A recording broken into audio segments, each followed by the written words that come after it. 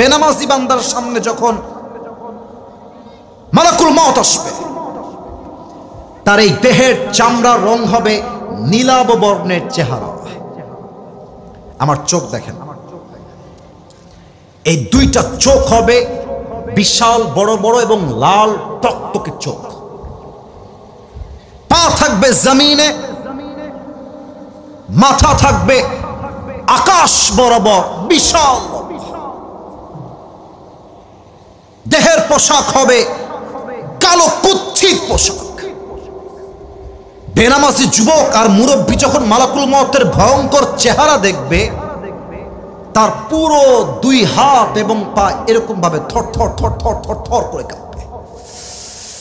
মালাকুল মউত বেনামাজির রূহের দিকে চিৎকার দিয়ে বলবে, ইয়া আইয়াতুহান নাফসুল খাবিসা উখরুজি ইলা গযাবিল্লাহ। হে বেনামাজি বান্দা, বের হয়ে আয়, আল্লাহর গজবের দিকে, জাহান্নামের দিকে বের হয়ে আয়।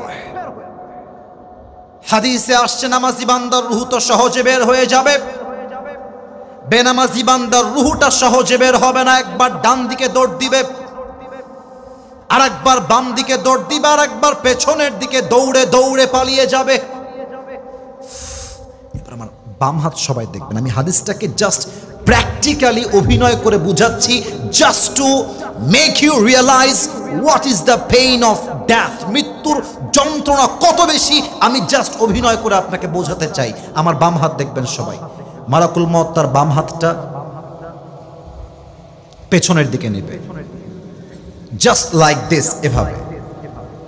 আর পেছন থেকে মালাকুল মউত বেনামাজির রূহের দিকে বাম হাত দিয়ে একটা থাবা দিবে। যখন তার রূহটা বুকের ভেতর থেকে বাম হাত দিয়ে ছিঁড়ে বের করবে, হাদিসে আসছে, একটা জীবিত ছাগলকে কেউ যদি যাবেহ না করে তার গায়ের চামড়া ব্লেড দিয়ে ছিঁড়ে ফেলে, কেটে ফেলে, ওই ছাগলটার যে পরিমাণ কষ্ট হয় তার চাইতে কমসে কম 70 গুণ বেশি কষ্ট দিয়ে বেনামাজি যুবক, বেনামাজি মা, বেনামাজি মুরব্বীর রূহকে তার চাইতে 70 গুণ বেশি কষ্ট দিয়ে কবজ করা হবে। বলেন সবাই নাউজুবিল্লাহ।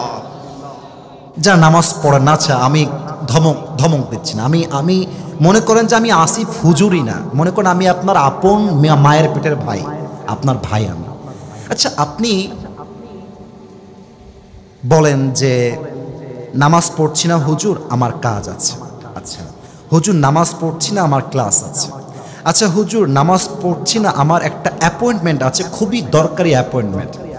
আমার প্রশ্ন হচ্ছে, ভাই আপনি কাজের দোহাই দিচ্ছেন, সময় নাই দোহাই দিচ্ছেন, আপনার অ্যাপয়েন্টমেন্ট দোহাই দিচ্ছেন, টাইম নাই দোহাই দিচ্ছেন, অথচ যেই আল্লাহ আপনাকে রিজিক দিল, যে আল্লাহ আপনাকে মাল দিল, সম্পত্তি দিল, টাকা দিল, বাড়ি দিল, চোখ দিল, হাত দিল, পা দিল, বউ দিল, বাপ দিল, মা দিল, সব দিল, আপনি কত বড় নিমক হারাম যে আপনার সবার জন্য টাইম আছে, আল্লাহর জন্য টাইম নাই। এর মানে আপনার মতো বড় নিমক হারাম আর কেউ হতে পারে না, ঠিক কিনা বলে?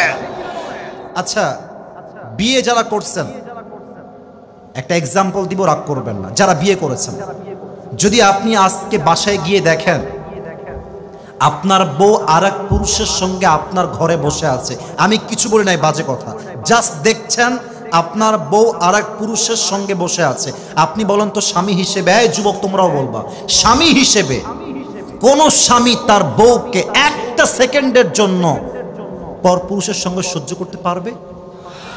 বলেন না কেন, পারবে? আল্লাহ দিল সময়, আল্লাহ দিল মাল, আল্লাহ দিল সবকিছু, তোমার সব জায়গায় টাইম আছে, আল্লাহর বেলায় টাইম নাই। বুঝে রাখতে হবে, তোমার মতো নিমক হারাম বান্দা আর কেউ হতে পারে না, ঠিক কিনা বলে? রূহ যখন কবজ হয়ে যাবে, বাস কবরের জীবনটা এখান থেকে শুরু হবে।